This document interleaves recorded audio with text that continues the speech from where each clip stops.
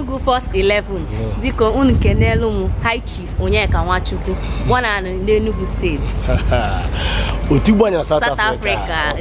Enugu First 11 Wednesday coming. Get ready.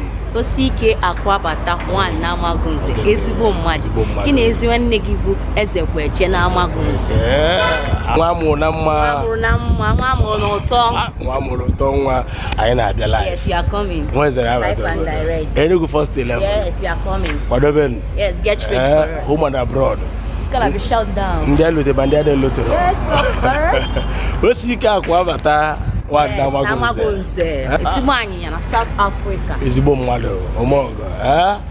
Enugu First 11 anyị na-abịa anyị nwe ebu nwe mpụ. Mwachi Meleze na Nsukka dem. Ego m ụzọ dem. Mmadụ erika. We are coming. Shut down. Shut down. Shut down. Shut down. Wednesday. Wednesday. Oji Igbo bụrụ fake. Wednesday. Wednesday. We are in the recording studio now. Kedera Akubilo.